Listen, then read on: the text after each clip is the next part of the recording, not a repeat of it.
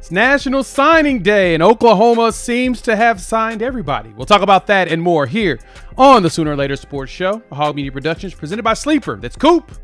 I'm Jay. Thanks for pulling up here on the YouTube channel and listening wherever podcasts are downloaded and listened to while you're here. Please wipe your feet and like, subscribe, rate, review, give us 5 stars. I don't think we deserve it. Go ahead and give us 5 anyway. And gift it. So on today's episode, we got some fun things, of course, that we're going to dive into, like the latest playoff polls. We've seen what the committee thinks, and we're going to tell y'all what we think. We're also going to talk about the 24 players that Oklahoma signed so far in their 2026 class. I did say so far on the reason. And of course, we'll take all your comments and your questions. So it's a great day to be a Sooner. I'm not going to lie. Coop, happy Wednesday, man. How you doing? Hey, we have not done a show in December yet. So happy December to you, Jay, because November flew and Red November flew. So Red November flew. Feels good. It's a good day. Get some good football weather too. Yeah. Actually, here it is some good football weather. I was in Nashville the last few days, and it was like 30 degrees. I had my big North Face coat, luckily, and I was freezing my tail off. But yeah, we are in December, first show of this month. As Coop mentioned, Red November. Not only was it a 4-0 success, we ran through that bad boy and made the magic happen. Sooners are now looking at a good spot. Thank y'all for pulling up. Hit the like button if you're new to the channel. Subscribe, rate, review, give us 5 stars. Appreciate y'all here in the comments section. Drop your comments. If you want your questions answered quickly, feel free to do a super chat. Support the channel. But I do want to thank y'all. Coop, we are at, let me get the exact number right now, 20,286. Like over the last day, 150 people have subbed to the channel. I think it's mainly because of the Fox Sports analyst videos I put out. Those have put out over 60,000 views. It's been pretty crazy. But no, thank you all. We're over 20 and more to come. We're going to be locking in after this season and really getting some stuff brewing. So we appreciate y'all supporting us, this hustle, supporting us with our, our free time hanging out and talking ball with you all. So just wanted to say thank you. Coop, did you have any words to add to that? Yeah, I mean, this is we love doing this. We love doing this to talk ball, and we like to, try to wade through all of the nonsense out there. And so, man, we appreciate you all. And I know you all have been super supportive, through family stuff with me here recently. And so, man, if you guys ever, have something you guys are going through, I mean, let us know so we can get everybody rallying behind you. I know a couple people in my DMs have hit me up with stuff too. So, I mean, we do it not just for the, not just for all the fame, Jay. The fame. There's fame that's involved in this. The fives of people out there that love us. So the high fives we get, yeah, I love it. Yeah, we do get some good high fives. I do appreciate. Yeah, we appreciate the high fives. We do appreciate the attention and the love that, of course, and like you said, Coop. The way y'all rallied around Coop and everything during his time, the way you rallied around Reggie Powers and their entire family, when they were going through some things. We appreciate it. Be Wise, appreciate you, my guy. Barry Wise from Barry Mac Show in the comment section. What's going on, G? Thank you. Y'all have just grateful and humbled by the fact that y'all care about us. Even when y'all get here and fight with us. I hope Chuck shows up so I can fight with him some more like I always do. But I digress. We gotta talk some ball, Coop. So we're gonna talk the recruiting class. Don't worry. So stick around for that. That'll probably be next up. I want to open up and not only talk about the rankings that just dropped recently, but also all of the belly aching that I've seen on the social medias. I am in the most amount of shock I think I've ever been in seeing people lose their collective minds about this. So let me pull it up. Here's your rankings that dropped last night. Oklahoma, of course, maintains number 8. A&M dropped to 7, which was anticipated, similar to how it was in the AP poll. And then, Alabama jumped Notre Dame, and BYU is still down at 11, Miami at 12, Texas comes in at 13, Vanderbilt at 14, and we'll stop at 15 with Utah. And I think for me, what jumped out the most is they consider Oklahoma the best 10-2 team right now in the country. I appreciate that because I agree. They also think that Texas is the best 9-3 team in the country. I'm not sure why Texas doesn't appreciate that. They think they should jump everybody else, but that's not how any of this goes. Records still have to matter in some capacity. And the loss to Florida would probably have made Texas one of the lower 10-2 teams because they lost to a 4-8 Florida. But anyway, the belly aching has been going, dog. Like, Fox Sports has definitely sent out a memo to every single one of their hosts saying, hey, I need you to bash Oklahoma and their offense because people will agree with you and how they should not be here. Coop, it annoyed the heck out of me. I've already put 2 videos out about it, but the funny part about it is the memo being sent out has like the complete opposite take on Alabama. So now that you've heard all of this stuff, Coop, what's your thoughts? Don't lose to Florida if you're Texas. Don't lose to unranked teams if you happen to be Miami. Here's the thing is, while Notre Dame's out there trouncing through 133rd in total defense, Syracuse, Pitt, which is an empty team. It's just empty calories. It's like hitting a home run in the bottom of the 9th inning to put you on the scoreboard down 11-1. It doesn't matter. And so OU faces in November a Tennessee team ranked in the top 50 of defense, and then 3 straight teams to wrap up the season in the top 20 in defense. And so just saying this is we are showing with our defense that potent offenses are going to struggle against us. And there's caveats galore through all of these teams. Caveat here, caveat there. Well, hey, here's some caveats. What if John Mateer doesn't break his hand against Auburn? That Texas game is different. What if it doesn't rain and Satania doesn't drop the punt? If. And my dad always said, if changes things in your mind, but not in reality. That part. Because it doesn't. It happened. And I think I appreciate Brent Venables even more when the questions was asked about where they're ranked and where the team should be. And he said it straight up. There was opportunities for us to change that. We failed. So we are wherever the cards lay us at. And I mean, it's a very big paraphrase, but basically it's how he laid it out there. He's like, look, we should have won those games. That's on us. We didn't close. And so, we're reaping what we sow. And now we're 10-2, but we're doing a great job. That's all that matters. Hard to kill. Many men out there is wishing death upon us. That's what we're seeing right now. They want Oklahoma out. And it cracks me up because, like, the Bear, when he was talking about, I can't recall seeing a schedule where every single future conference opponent is currently ranked. Oklahoma's schedule is ridiculous. I guess the positives, only 3 of them are true road games. And guess what?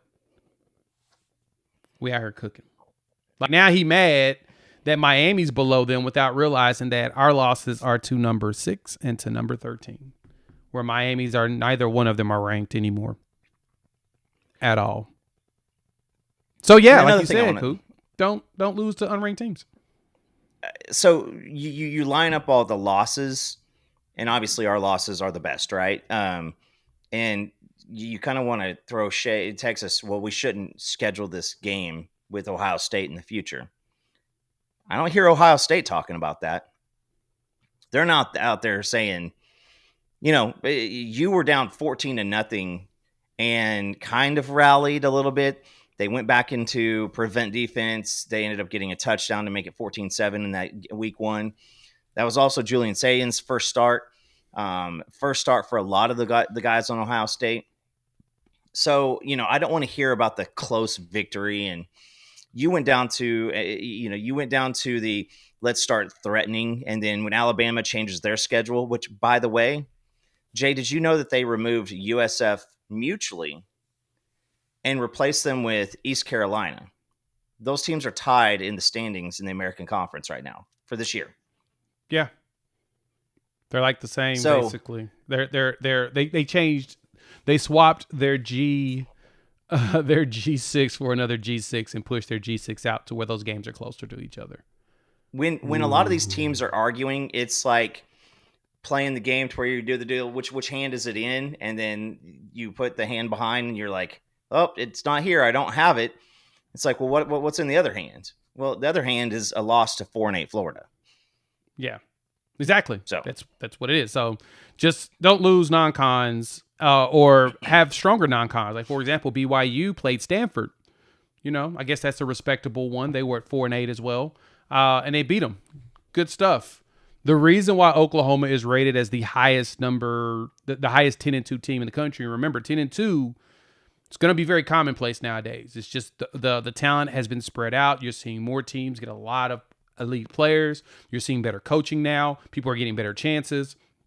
And because of that, what you're seeing is you're going to have a lot of 11-1s, 10-2s, and the teams that are going to be fighting for last spots are going to be 10-2s and 9-3s. Oklahoma's rated there because they beat the number 19 team in the country. That is what helped them get ranked up there. That is the thing that said, oh, yeah, you deserve to be up there.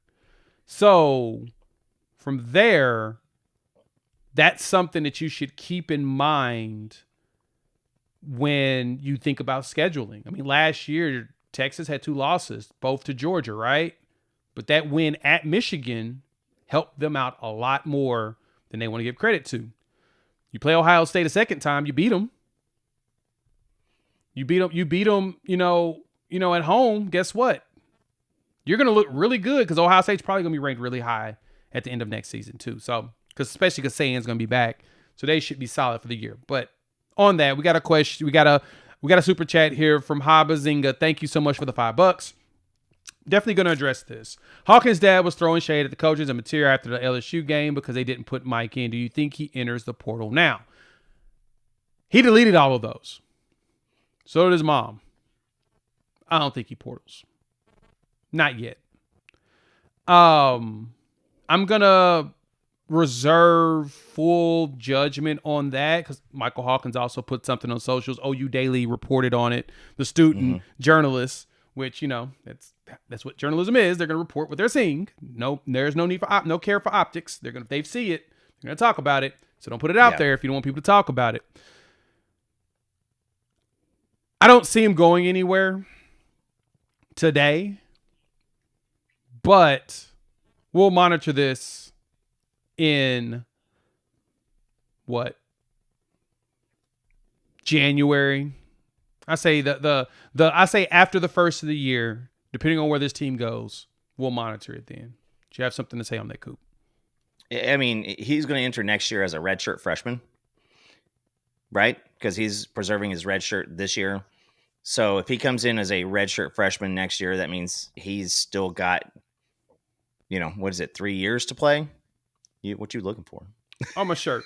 1987 is what my shirt says. Ken, you asked about my Big 8 shirt. 1987, but continue. But yeah, so Michael Hawkins had a chance to come in against Kent State and really show something. You can't, just like our buddy Elliot in here, you can't just toss away things that happened and point towards things that you want to look at. It's a whole picture, right? You go into Kent State, it wasn't pretty. He was doing a lot of crazy stuff. And when it all comes down, he didn't show enough. He still has some progression to make. And, I will give forgiveness towards Mike Sr. because, obviously this is his kid. This is his alma mater. There's a lot of passion in it. And if we're going to get mad at folks talking noise in the middle of a game, especially when you get the college football playoff on the line and all of a sudden you find yourself not showing up, you're going to say some crazy stuff. But I do say this is no matter what this offense looks like, it's just like a big boxing match. You know that this defense is going to give this offense opportunities to come in and throw the kill shot. They're not going to take kill shots all throughout the match, but you know what's going to happen, and this is what's happened. So when you play a game, just like in poker, you win on the river, people get upset, Jay. The game includes 7 cards, right? So you got to play all 7 cards. You got to play all four quarters. And the score at the end matters. That's what matters. Winning is a skill, according to our friends there at Oklahoma Breakdown. So I just say, you're going to have opportunities if you're Hawkins next year to come in and show that you've made some progress, and you need to do it on the field and with big boy football in front of you. Yep. All right. So we're going to not talk about that no more. Let's move on. And I like this schizo tendencies is right. Material was pretty solid before he got hurt. Period. And people keep asking, are we going to get another quarterback in the portal? No, John Material's your quarterback next season. Just get used to it. Sorry. That they're not gonna switch out of that situation. When he was healthy, and he still missed passes like a lot of quarterbacks do, but he was balling. They're gonna get him back to that status. You'll have Bo Bentley come in, who's part of the 25 class. We'll break down that class in a second. You're gonna have you still got Whit Neubauer. I expect Hawkins to still be there and compete for a chance to play. Now he'll be a redshirt sophomore, which means he can play as many games as needed. No need to even be concerned about that status. They wanted to make sure to preserve his red shirt. He deserved to be able to have his red shirt just in case. Well, he's got it, and that's kind of how the game goes. So, I guess we got a Texas fan in here. I don't know why you're here, if you want me to be honest. There's just really no value in you being here talking smack. No one really cares what you think. He wants to hear a fan base talk about the playoffs because that's what it is. I can totally see that. Podcast. Yeah, I'm ignoring you. I've seen you. I'm gonna ignore you. No one cares what you have to say. So anyway, but yeah, it's good though. 8th spot because we landed number 8. We're in. We're not going nowhere. When Alabama plays Georgia in the conference championship game, it's going to be one of those that'll help with scheduling. And there's a good question in here about this. I just had it and I started and I don't know where it went. Give me a second. Where did I see you? I'm sorry. I just had it a second ago. And here it is, Jonathan. I did have it start. Jonathan asked the question. They said preseason, the CFP committee would take strength of schedule more into consideration this year, and SEC subsequently added their 9th game. Correct. But the rankings are still mostly ordered by win-loss. Thoughts? Yes, they're taking in considerations of your strength of schedule when they get tight. Record is always going to be first. They'll always have record first. Then they'll follow up with strength of schedule with those with similar records. And you kind of see that now for the most part. Your undefeated teams are 1 and 2. They should be 1 and 2. They're undefeated. Ain't nobody else in the country undefeated. It is very hard to go undefeated regardless of your conference, regardless where you're playing. So out of respect, your undefeated teams are supposed to be at the front. Followed behind them, your 1-loss teams. And that's kind of where you're starting to see more strength of schedule pieces there. That's why Georgia's up there. You see Ole Miss behind Oregon and Tech based upon who they've played. A&M drops back from being undefeated, but they fall back because why they fall back to 7? Strength of schedule. So, and strength of resume and all of that stuff. They're looking at all of that. And that's why Oklahoma's so high up at 8. They're the highest rated 2-loss team because they played 5 teams that at the time they were ranked and beat those 5 teams. They played 7 total and they lost. They were 5 and 2 in their ranked games at the time of play. That's why Oklahoma is the highest rated 2-loss team. And they got that bump over Alabama because they beat Alabama in Alabama. If Oklahoma had losses to an unranked team and Alabama, there's a chance that Alabama would be ahead of them because of that strength of resume piece. That's the piece. That's the thing to keep in consideration in that conversation. It's 100% that's where they're using it. That's why BYU's only at 11. They lost their only big game to Tech. They haven't really played anybody else. So they're like, yeah, they're not going to get that. So Vanderbilt, same thing. I'm surprised Vanderbilt's actually behind Texas, if I'm being honest, because of how many ranked wins Vanderbilt has. But Texas does have more. They got more top 10 wins than anybody. So that's probably why they went ahead and gave them the boost, because Vanderbilt didn't lose to anybody unranked. That's the thing that kind of helps them at 10-2. But that's where their strength of schedule comes in. If the resumes are close enough, that's where the committee's looking at it. Hopefully that answers your question, Jonathan, as to what I'm seeing when it comes to strength of schedule, strength of resume, and all of that stuff. Yeah, and your conference affiliation is going to have a big play in that too. That's why you're seeing the BYU at 11-1. They played the one team that looks like Utah is probably the one team that they good. That was a rivalry game, and then on the road they get beat up by Tech. So yeah, and it's, one touchdown. So I just say this is, if you are upset at the SEC and the Big Ten for having more teams in, it's because it's a better conference top to bottom. And there's a lot of parity in the Big 12. And you know what? If you don't think that some of the names in the conferences make a difference, you are confused, because I think that when you have an Alabama, Georgia, Oklahoma, Texas, that's going to ring a little bit more loudly than even a Texas Tech or, who else in the Big 12? Right. You ain't really got nobody right now. go look at the TV ratings. The TV ratings matter a lot too. And so, these things are always going to be there. So if you want the Big 12 to get some respect, Texas Tech needs to go out and win a couple games in the playoff. They're going to have to show up and do that, because I promise you, if Texas Tech goes up against a Georgia and loses 30-7 or something like that, that's going to be the exact opposite. It's going to be like when we were facing the SEC teams. I got to disagree, though, too, in this. As people were asking, why isn't, if you take away the logos, BYU will be a top 10 team. I don't think so. And I say that because of their resume. They only have Utah on there as a win. Like,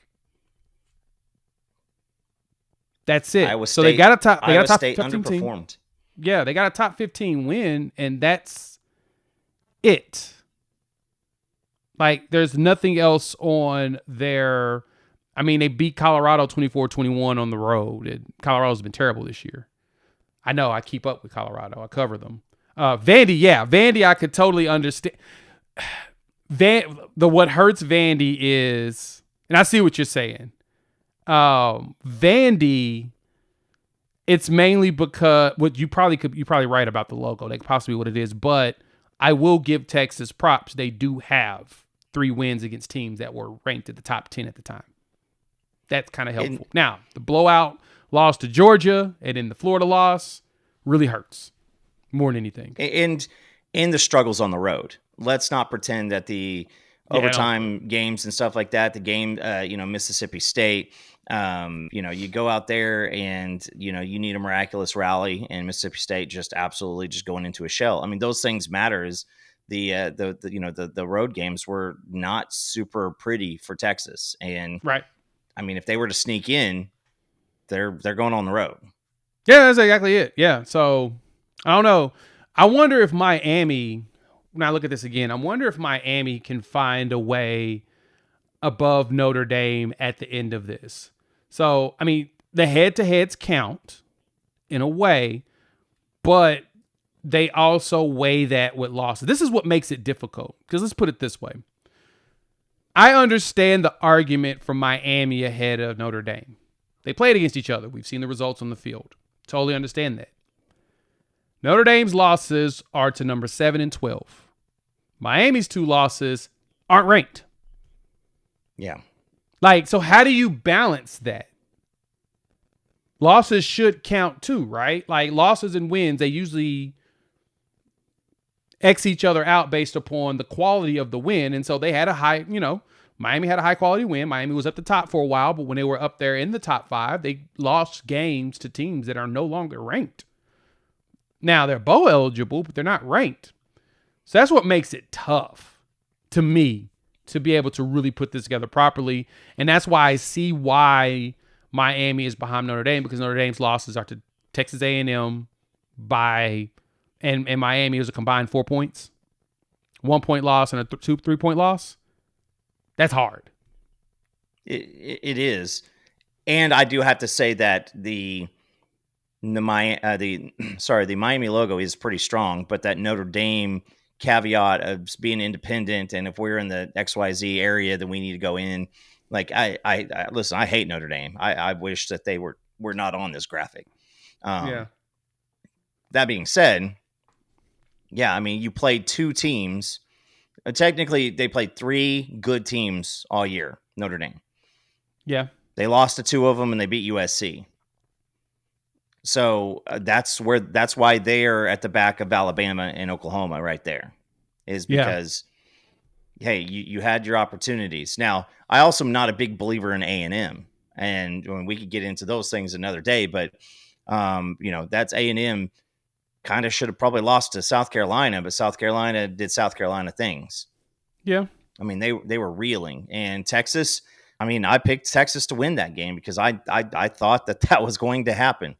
And they've got that capability to make Marcel Reed be a better quarterback instead of just an athlete. And sometimes he gets those yips and he just throws it right between the opponent's numbers. Yeah, that's a very good point. Hi, Bazinga with another 5. We appreciate it.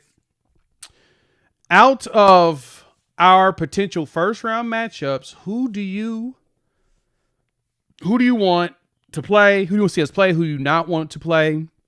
I want Notre Dame at home. I want Virginia at the house. That'd be interesting. Bring Chandler Morris back to Oklahoma. I think that would be a fun, interesting. Tony Elliott versus Brent Venables, right? They get to go back to their old school practices that they used to have. Because remember, Tony Elliott was the OC at Clemson when BV was the DC there. That one would be a fun one. So I think Virginia will be interesting. I think Virginia and Notre Dame, I'm totally down for having. Who do I not want to play? That's where things get a little tough. Because if I'm thinking not, I don't want to see Alabama again this early. Let me see Alabama a little bit later in the playoffs. That's kind of where I'm at. I don't want to see Alabama again. I think that's actually the only team I don't want to see. I really want to play Indiana. I really want to play them. So bad. But yeah, the Chandler Morris would be fun. But go ahead. I have a very big feeling that Indiana's going to look a little different this weekend.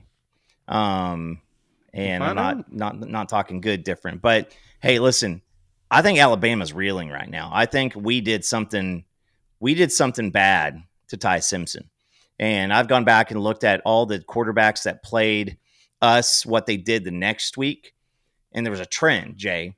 Every quarterback had a bad game the next week. Didn't matter the competition except for Sellers. Sellers had an out-of-body experience and threw for like a career high or a season high passing against Missouri. But every other quarterback struggled the next week. They were a little gun shy. Didn't do well. But the running games for every one of the teams that we played, they ran all over the opponent the next week. They were going crazy because a little bit different when you're not running up against that defensive line. So I would love to see, from just what I think is the easiest matchup, I'd love to see Virginia come in the house. I would love to see Notre Dame because I think that's going to be the best one. And I know that Brent Venables says we run towards adversity, not away from it. So, I got to think that he will take whoever they line us up against, whether it's at home or on the road. BV has no fear in any of that. Bob Stoops never did either. That was kind of the one thing I've always appreciated about them is that when it came to that, came to who we playing, they're like, oh, I'm in. I don't care who it is. We're gonna compete against whomever you want to put in front of us. So they've always been down for that. So, excuse me, Daniel. Thank you for the $20. It's complete crap. The analysis was horrible from them till now. Why do we listen to them? Not going to finish the rest of that, but don't worry about it. It's funny more than anything for us. We're laughing at how everyone is really weird about Oklahoma and their utmost, I guess, hate and not feel good about our Sooners. So, perfect. Well, let's talk about, of course, the recruiting class. We have our class in place. But first, shout out to our partners at Sleeper. Before we keep going, let's talk about our partners over there at Sleeper, our presenting sponsor for the channel. We have to give them a shout out. If you have not checked them out for daily fantasy ball, you are missing out. They're more than just season long fantasy, and they've got some great promos and options. Like right now, if you use our promo code unfair, they're gonna give you $20 just for signing up.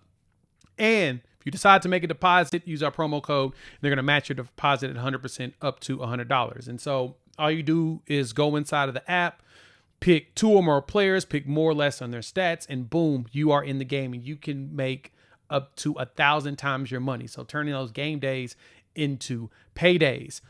Also, inside the app, cool stuff. They show you live stats. You've got a chat function so you can chop it up with folks about the biggest plays and the biggest players at the time. So if you want to get into the action, you have the opportunity. Use our promo code unfair. They're going to match your deposit at 100% up to $100. And new users, $20 just for signing up. No deposit is needed, so doesn't hurt to try. Terms and conditions apply. See Sleeper's terms of use for details. Thank y'all for pulling up. Hit the like button if you're new to the channel. Subscribe, rate, review, give us 5 stars. Let's slide on and talk about this class, Coop. We signed 24. So basically our entire class signed that we was anticipating to get a signature from. And I'm pretty excited about the fact that we made the magic happen. I'm going to pull up these young chaps, and they're actually in order of when their paperwork was sent in. So, Coop, I know you had some things you want to talk about with this, but I'm just going to run through this really quickly because, of course, I'm excited that we have, let's see, you got Jacob Curry, Dane Bathurst, Brian Harris, Jasir Rogers, Jake Carell, Xavier Okwufuluzi, Christian Moore. You've got Jonathan Hatton, which of course you know is my favorite. Ryder Mix, Trace Rudd, our next kicker. Hopefully he's got a titanium leg like Tate Sandell. We'll find out. Daniel Norman, Noah Best, DeZephin Walker, Markel Ford, Deacon Schmidt. There's Bo Bentley, Matthew Nelson, Tyler Ruxer, Derek Johnson II, in which Coop did an interview with his pops, Daniel Odom, Nico and Bo Jandro, the twins. Coop did an interview with their pops as well as on the channel. James Carrington, Big Tank, and then the fudge, the hot fudge on the Hot Fudge Sunday that we created. Jaden Pettit, the big time wide receiver. So, Coop, you were talking about this. Let's slide into that. Who do you think is the most underrated one we got on this list of players? I mean, obviously with the evals, this is kind of the first recruiting class where Jim Nagy and his crew really got in and started finding guys that, they were going to looking at the film, not the databases. And I mean, I'll just say, I think that I read somewhere else, maybe McQuistion kind of feels the same way, but Jacob Curry, that is a Brent Venables linebacker. He was, you mentioned it before we came on, dude had his paperwork in first. We spent some time going after him, trying to get him to switch back over, but this is another Brent Venables type linebacker. One of those guys who just has an absolute motor. One is a junkie for the film. I think that this kid's going to turn out to be a really, really good one. I like that. That's a very good pick. I'm going to agree with the chat as everybody's putting who they think is going to be the most underrated on here. I'm 100% in agreement. Christian Moore. I think this dude's going to be a beast. 6'1". Both the linebackers, basically. Jacob Curry and Christian Moore are the two that we really are high on, outside of the Jandro brothers, of course. But I think he's going to be a beast. When I saw the numbers, he had over like 300 and some tackles in his career. He's played both sides of the ball. Last season, 91 tackles, 16 and a half tackles for loss, and 3.5 sacks. 2 forced fumbles and 5 breakups, and a returned fumble for a touchdown his senior year. Dude's going to be a beast. He's going to be a beast. He's terrifying. Reminds me of Ronell Lewis. And I like that. If you remember Ronell Lewis, Ronell Lewis made his imprint, early on special teams, on punt and kickoffs, and he's kind of like Boganowski, and he wants to put his helmet somewhere in or around your body. And so he is going to, but yeah, both those linebackers, the underrated one's tough because, I mean, the Twins too. Both those guys, I mean, I think if you guys listen to the interview, those dudes on their recruiting trip wanted to go down and work out with the team every time. Every time they were in town, they would just hit up the gym. They would just be like, hey, yeah, we want to go there first. They'd go get a good workout in, and then listen to the recruiting stuff. And so I think Jerry Schmidt's going to have himself a little, some little, Tasmanian devils in the gym, and that's going to be, it's going to be fun. Oh yeah, it's 100% going to be some gym rats on this one. And Nagy said this, Jim Nagy, the general manager, said this during the signing day video or whatnot. And what he pointed out was that they're looking for violence. Like, they're looking for dudes who are violent. And you all see that in the way that we play ball. We are a very physical team. We're one that teams don't like to go up against because physically we try to make you work for it. And because of that, Nagy mentioned that's what this front office staff is looking for, dudes that are going to be super physical. And I think Christian Moore is going to be one of them. Okay, next one. Who do you think has potential to being an MVP whenever they get some full time? Who you got? I mean, listen, I think Deacon Schmidt is going to be the next big Deacon one. Schmidt. I think at tackle, but it's kind of hard to be an MVP on the O-line. Deke is a big Colorado guy. He's another workout warrior. I mean, anything that he posts online is typically him, up at 4:00 in the morning, doing workouts. But I mean, you got to go with Jonathan Hatton. I mean, that dude is an Adrian Peterson, lookalike. He is massive. He is fast, and he wants to thump. And I think that he's one that you could really look at and go, and I know I stole your boy from you. I apologize for that. But you watch his film, and it's just, he's just out there running touchdowns. I mean, he is a threat to take it every single time. Yeah, of course you would, pick two. No one is supposed to pick one. Schmidt was yours. You need to be thoughtful here, Coop. You know that my dude is Jonathan Hatton. I say it all the time. I say it jokingly at the same time for real. Dude broke me. Like, when he committed early, I'm like, okay, who is this dude that's going to commit 3 years ahead of his class? Like, what are we doing here? Right? Then I go watch tape. I'm like, oh, that's why. And then each year I've watched his film and he's gotten bigger and bigger. I'm like, oh my goodness. And so it's funny. They have him listed here as 6'205". That's from whenever he measured here before. He's already tweeted out and said, no, I'm 6'1", 220 now. Yeah. He's going to walk in as a freshman, the size of basically Adrian Peterson. Yeah. That's pretty absurd if you really think about it. That is pretty ridiculous if you think about it. He is going to be a dude. Jonathan Hatton is probably he's probably one of my favorite recruits, period, in the entire Brent Venables era. Kid is a monster, and I am so excited to see him get out there and play. But since you picked him as well, I'm gonna pick another one that I think that's gonna be a big surprise and shock. Well, has MVP potential out there. It gets tough. I try to avoid picking quarterbacks. We know Bo's going to be nice, but Jay Krill's going to be a monster, dog. Like, the measurables, everything about him, his motor, 6'3", he's like 240 now, I believe. But 6'3", 6'4", 240, 230, 240. Dog, Jay Krill's going to be a beast. He's going to be a beast. Like, a beast. I am so excited about Jay Krill.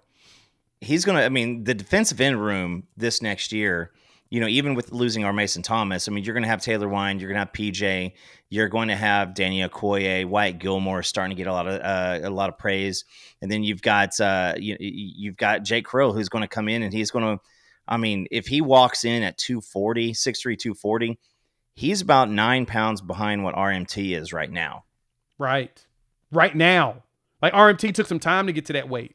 I remember when R. Mason got here and they talked about his just athleticism and stuff. And I was like, okay, cool. But you see how size, he's like 215, 220.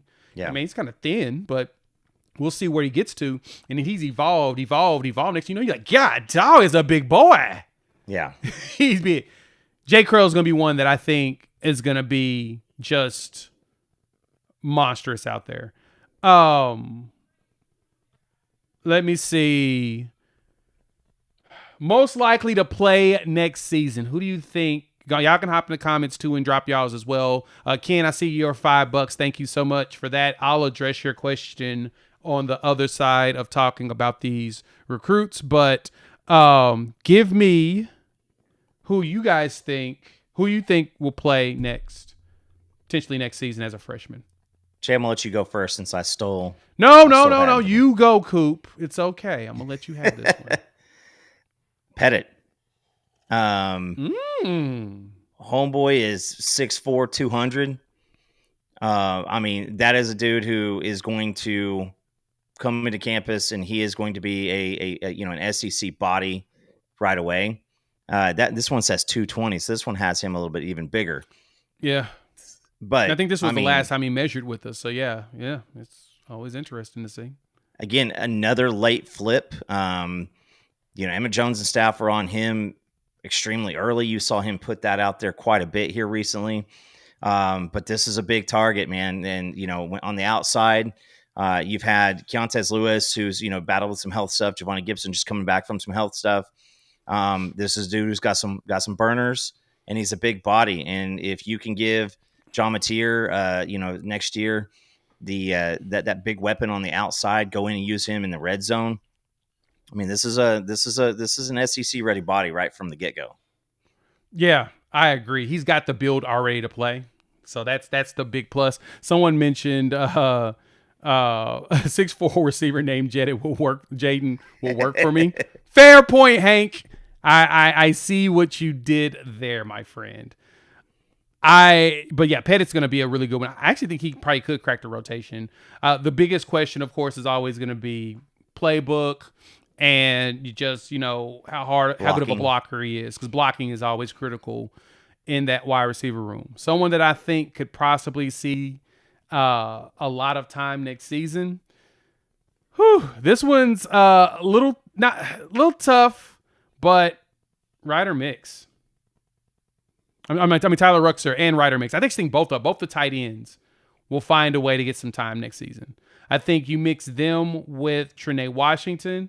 I think that they're going to see the field pretty fast. They already got some size on them. Like Tyler Ruxer is already 2.25 at 6'4". And so if he just puts on some pounds in the offseason, gets about 230, he'll be ready to play. And then Ryder Mix is already 235 at 6'2". He's going to probably add an additional 10 pounds.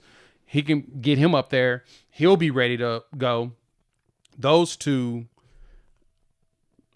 are going to be fun. I think those two tight ends are going to probably see a lot of time early. If I was to pick one more person, it's probably going to be the person I was going to pick. I think Jay Crow is going to end up finding a way into the rotation early. I really do. He's going to be fun. Hey, and you know what? If I'm doing with the tight ends, if I'm Bill Bedenbaugh, I put both those tight ends in the tackle rotation all through spring. Hey, just get in here. Like, let's put your hands on the defenders. Let's do that, because that's the big difference between when we saw in conference play with Jaron Kanik, you lose a lot in the blocking. And so when he's going to do the crack blocks on the edge, he's going to come into motion, and then he's going to run a route, and you're never going to see him as a we saw it in the fourth down attempts against LSU. You get in 13 personnel, and we just got kind of blown up. Nobody is scared of him. But he's willing. He just hasn't been a tight end in his life. And so put those guys on the offensive line rotation in the spring. Let them learn how to blocks. Yeah, that's exactly it. So I think the other one that should keep your eyes on for real, not only Dane Bathurst at linebacker with, of course, Jacob Curry and Morris. I think that three-headed monster at linebacker is going to probably be up there with the three-headed monster of safeties we had in Boganowski, Reggie Powers the third, and Jaden Hardy. I think those three linebackers, when they hit the field together, is going to be stupid. This kid, though, here, Brian Harris. Yes, very much. Do not sleep on this dude. Do not sleep on big boys. 6'3", 290 already coming from Jacksonville. We got a lot of Florida kids, which is always fun. BV loves getting them from Florida. Yeah, 6'3", 290. Dude's going to be ready to ball. Like, I can see him over 300 by the time the season starts next year and still being able to move at 300. I don't think people understand the biggest challenge of getting to that weight is moving around in that weight. You got to see if you can still move at the same speed or at least speedy enough to where you're still disruptive as you want to be. He is definitely one that I think can do that at 310 this year. I can see him putting on 20 pounds over the summer and being ready to go at the same speed as he was at 290. He's going to, I mean, you've got some good young talent there with Trent Wilson, Marcus Strong, still now in his third year. But yeah, you're going to lose Dom Williams. You're going to lose G Baby. And so you're going to need some more disruption in there. And, if you're going to put in you got a great coach for it. And, I saw your comments in the chat. If we have a new tight ends coach, that could probably help something. But we need the tight ends to be a bigger part of the gameplay. Exactly. That's all you need. So, but the class is nice. 24 is in. It's not done, though. I don't believe we're done. I think we have a chance to potentially add more. Someone asked a pretty good question in here. Any rumors to end Primer almost flipping to Oklahoma? I don't know about that one. I haven't heard anything about that, but I do know that we're probably still shopping for one more wide receiver. Just don't know who. And I do say this is you're going to have, I still predict that there's going to be some coaching movement. I really still do. And with the coaching movement is going to give people another 30-day, 30-day window. This team's going to, they're going to know what they're, put it this way. I trust this recruiting staff. I trust Jim Nagy, Stacey Ford. I trust all those guys. They're out there. They're having conversations. And if some stuff starts switching around, then just, prepare for it. Yep, something to keep in mind. On top of that, there's a lot. There's still a few players that we had offered that still hasn't actually signed. So I do believe we're probably going to see some more wide. I think we're going to get another wide receiver. Let's just put it that way. So keep your eyes off on that. PG just got off with Jasir Rogers. That's dope. Can't wait to see that video. Make sure you go check him out over the PG show. That interview should be flames. So keep your eyes open on that. So people are saying something in the comments that I need to go verify really quickly. I want to make sure that this is good information, because if it's not a good information, I don't want to talk about it yet. But give me a second. If it is what I think it is. Yeah, no, we're good. There's nothing in here no. There's a parody account which changes around the On 3 logo and say it's No 3 and no 3. Yeah, so they're terrible. Cam Coleman has not hit the portal yet. I think that could potentially happen. He's going to probably not be making those decisions right yet. Probably have conversations with everybody. But if that does happen, don't be surprised if there's going to be a bidding war. And what does he want to do? Does he want to come win, go to a program and win, or does he want to go get the biggest amount of money? And but it's not done yet, so no need. Yeah, it's gonna be biggest amount of a check that we're gonna be looking for to get out of him, because Cam Coleman is gonna be in high demand. So yeah, I know y'all got some questions and stuff in here. I've seen some. If you want to post some more, feel free to toss that here in the comments. We're gonna actually answer a few of those right now after we have this conversation about our partners over there at Sleeper. So we'll make a couple picks here. We appreciate Sleeper hooking us up. If you want to check them out, use our promo code UNFAIR. They'll match your first deposit 100% up to $100. Plus, they're going to give you $20 just for checking them out. So you can just give them a shot, And like I said, use our promo code and see what they got going on. It's like right now, college basketball, 40% boost. All you got to do is pick 4 or more players, pick more or less on the stats. So like NFL action on Thursday night. I won't do no basketball right now because I am not very good at that right now. But you got the Cowboys. Y'all like Cowboys fans in here. Your free play is Dak Prescott. Probably should take advantage of that because he's going to get at least 1 passing yard. At least I hope in that one. Pickens has been they dude. I don't think I'm going to take him. Nope. I don't even want to touch that promo. I'm going to be away from it. But I will take Jared Goff to go ahead and throw all over the Cowboys because the defense hasn't been that great. Jahmyr Gibbs rushing for 72. I'll take less on that one. As well as Javonte Barnes. Nope. But Devontae Adams, I think he'll score a touchdown. Pick 2 or more players, more or less on the stats, and you are in the game. Turn those game days to paydays. Use our promo code UNFAIR. They'll match your first deposit 100% up to $100. Plus, give you $20 just for checking them out. Terms and conditions apply. See Sleepers Terms of Use for details. Thank y'all for pulling up. Hit the like button if you're new to the channel. Subscribe, rate, review, give us 5 stars. Q&A. I saw a good question that popped up in here. I'm going to go ahead and grab that super chat. Super chats always get answered first. Ken asked the great question. Is there a scenario that will prevent us from hosting in round 1?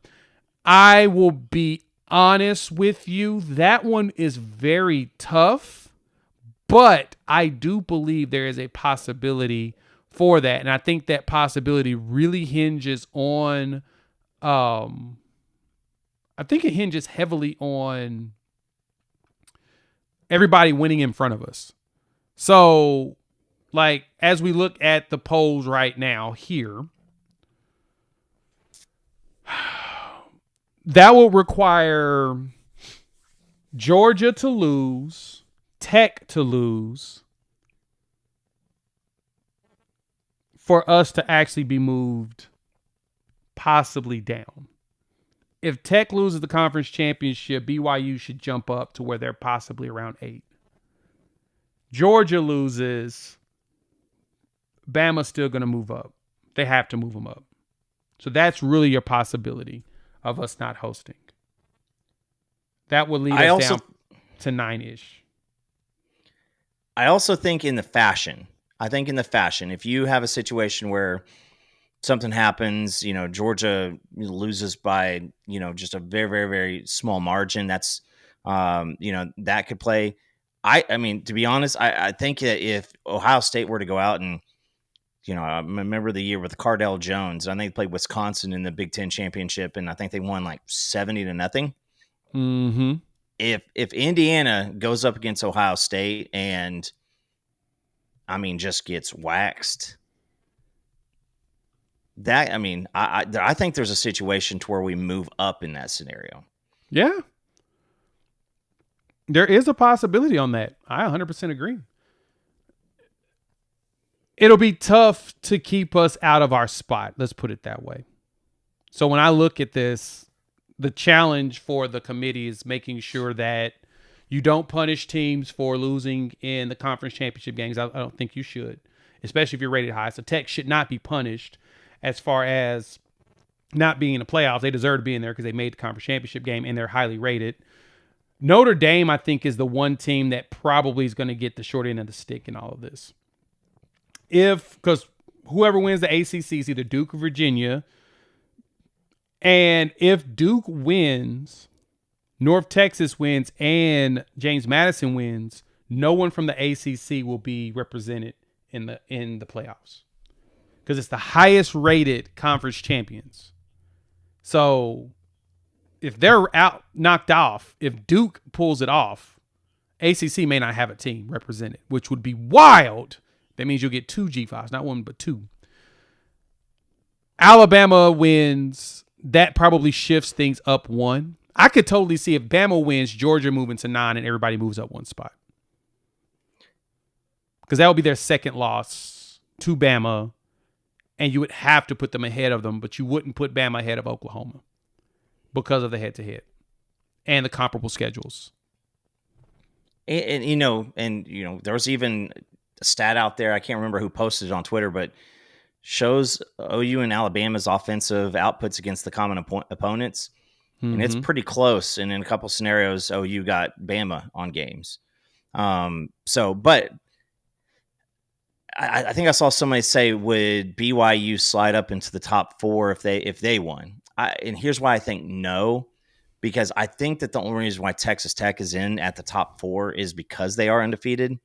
And if that were to happen, I think both of them are going to slide out. They'll probably slide some other teams up in there. And obviously, if it's a close game, Indiana, Ohio State, a lot of people say that those two are getting a bye regardless. I still think got to play the games and see what happens. But Yeah. there's a lot of potential. There's so many scenarios that's going to happen. So we'll jump into that a little bit. Not Jaden FX. Do we hit the portal hard, or will we just develop our current roster? So here's the thing about the way this staff works. Thank you for the question. We appreciate that. This is how this staff works. They like their recruits.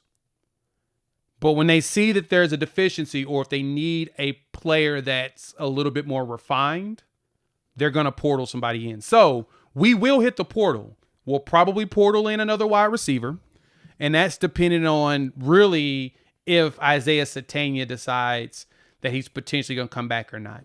But I do think, I think regardless of what Satania's decision is, we go get one more wide receiver to go along with our young guys. Everybody's learning this new system anyway. Got a full year in it now. They should be prepared to be able to contribute moving forward. All the recruits, but they will portal in at least a receiver. I could see us portaling in one more running back just because we need extra bodies because X-Rob and Torrey being hurt. Offensive line, I expect us to portal in maybe one lineman, maybe two. But I know we like our young players. The question is the health on the offensive line. I can see us portaling in another defensive lineman for depth purposes. I could see us portaling in one more corner for depth purposes. I think that's it. That's about, I don't think you're going to see a lot of portals in. It depends upon how many gets quote unquote pushed out. But I actually think they like this roster a lot. So yeah, that's usually what they're going to, I mean, they're going to build through retention and development. That's, you're now starting to see a lot of that. Probably center is one of my big ones. I think that you got to go and get some center depth unless they feel that Hollenbeck has, started making some good, development over the past, because it's not a strength deal with him. It is technique and just learning the system. I mean, the dude's a wrestler. The dude's a monster. What do you feel about the corner depth? Because, I mean, you're going to have Eli, you're going to have Guillory, you got Devon Jordan, Jacoby Johnson. You've got a lot of corner depth. Malik Hawkins is still there. So do you feel good about that? But, do you want to get back into that spot to where you're always rotating guys because of an injury? So, I think that's I think that those are the ones. Maybe if you can get yourself a tight end. I know that we hosted the Oklahoma State tight end, so that lets you know that they were looking at them. Let's just make sure that these guys, because I did see a comment. You don't want another Jaden Ott situation where you go out and pay a bunch of money to somebody and then you find out that they're soft, because Jaden Ott's thing wasn't a talent; it was mental. I'll put it to you this way. Y'all hear me say this very often, so I hope y'all take this to heart when I say it. The transfer portal giveth, and the transfer portal taketh away. And when it comes to giveth, you don't know what you're getting. Someone will tell you that they will do certain things in order to woo them over. You typically have to pay them. The transfer portal is retail prices. If you ever bought anything at wholesale and see how much cheaper it is in the long run for you, that's recruits. Our recruits are wholesale prices. So we get them in the bulk, and we start to pay them more as we see, big time performances for retention, because retention is also critical. Retention is just as important as acquisition. So for us, the focal point is always the class, the players that they have there. And that's what you notice of how they're so good, is these are majority of these dudes are players that have been in this system for a while. And then they add an additional component here who's learning it.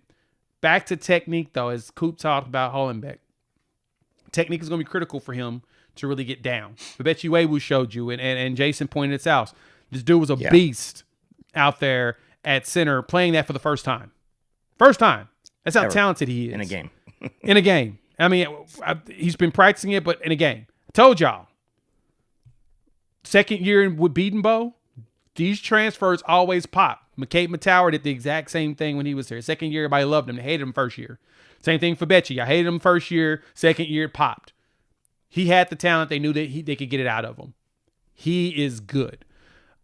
Hollenbeck's going to have to learn. Hollenbeck's going to have to learn that technique. Because I actually heard Gabe talking about that with EPL. And he was talking about, one reason EPL didn't play as much as we wanted him to was technique. And you started seeing it in certain plays. A lot of his run plays, he was mauling, but there was some plays where he looked lost. You're like, hey, you get your technique better to where you're not letting dudes get past you. It's a work in progress, and I think EPL is going to be great next season. But that's something to keep in mind when it comes to that. Yes, Troy Everett is a senior. He's gone. Isaiah Satania question, is he going to be gone? Is he going to stay next season? I'm going to be honest, I think Satania comes back. I think we try to convince him to come back. Why? Because I think that we try to make a run in 2026 for real. That's I think as it stands, I would say that he is headed out. But I agree with what you say. I think that like we did with R. Mason Thomas this year, how we kind of did with Billy Bowman, last year, and Danny Stutzman last year. You tell them, you know what this is. We're going to get you some help, so it's not just you out there.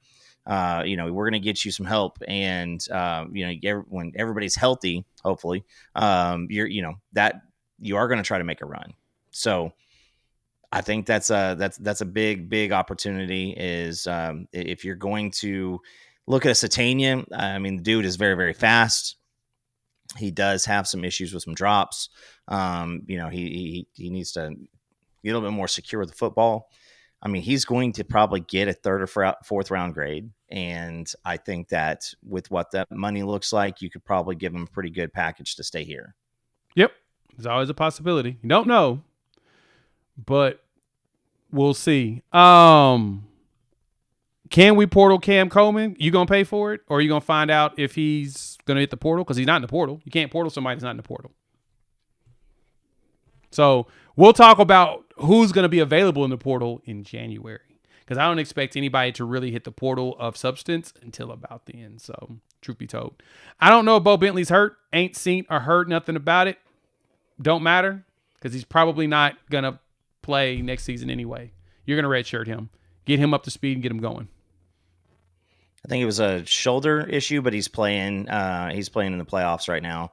But yeah, it's if he's playing, then he's fine. If he's playing, he's fine. I mean, the picture that he took with Coach Kuz and Arbuckle at his signing, I don't see any slings or anything. So I don't know. Let me see. Let me see this. Let me go ahead and block this person real quick, because I really don't want to see anything they ever say. Yeah, there we go. You are blocked. Is that me? Perfect. You blocked me? Yes, I had to block you, Coop. You had things to say. No, football, you're not getting refunds for players. There's no living in the NFL. It doesn't work that way. Watchmen, that's a good question. Y'all think we beat the Dogs? We have their number like y'all's have ours. Yes, I actually think that y'all pull off another win on them. I think DeBoer and that staff has Georgia's number. It's just sometimes it happens that way where a team has another team's number, and it's just unfortunate for them that they just can't get around them. I do think y'all beat Georgia, to be honest, and that's going to make it fun or whatnot. So I don't know what to think about Georgia, and I really don't. It's just because, like, again, I think that they got Texas's number, so it's just this weird circle. It's not, there's not really any excuses. You could say, like, well, the one time we had a healthy team, we beat Texas in the past 3 years. But you come out with Mateer on his injury. But I digress on, what does Georgia look like against Alabama? Because Gunnar Stockton's running the ball really, really well right now. And I will have to say that if you get Frazier out there running and Stockton's running the ball well, what do the wide receivers do? How, Alabama's passing defense has been great, but yeah, I mean, like I said, my homeboy, we may have hurt Ty Simpson's mentality.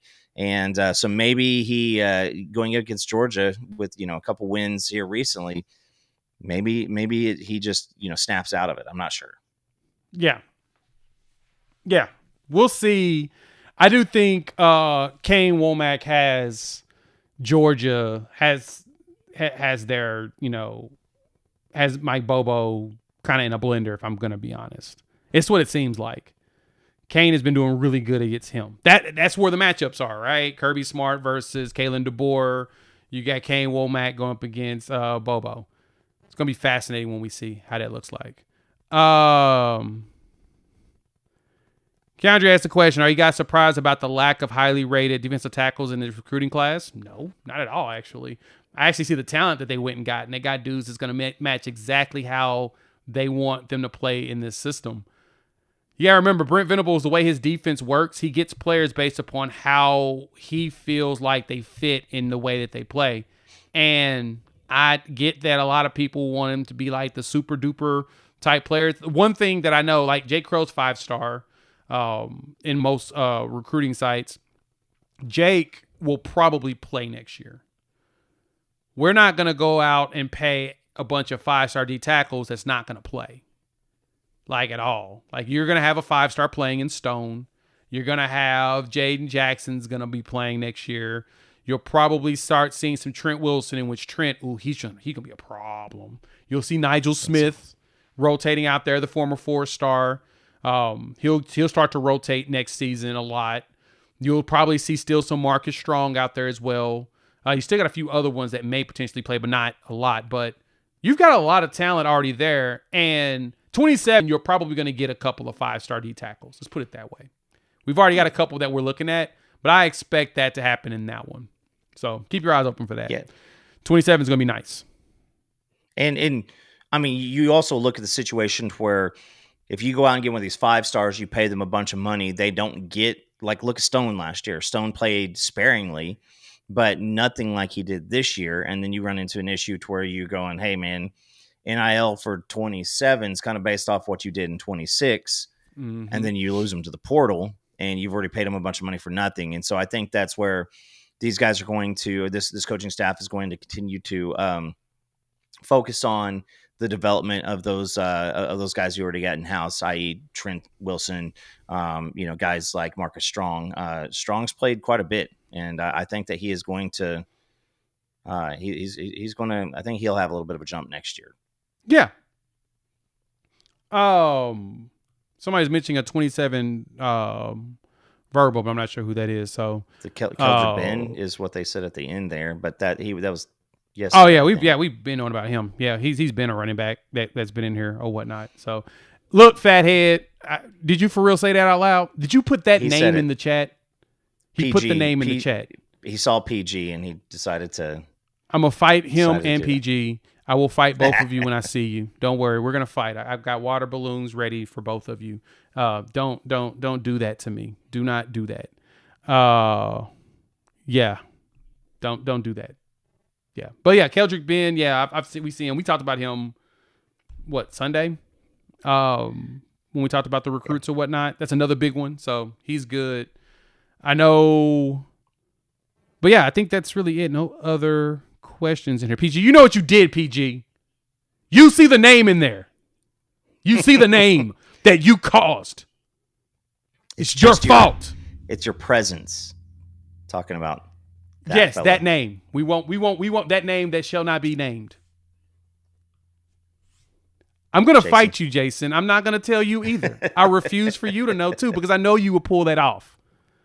You and PG, I'm going to fight y'all. Don't worry. I'll tell you who it was, but I'll fight y'all later. Fathead, you're laughing because you know it's hilarious. He threw a stick in the bicycle tire, just said, have at it. Oh, that's a good question though, Fathead. I actually like this one.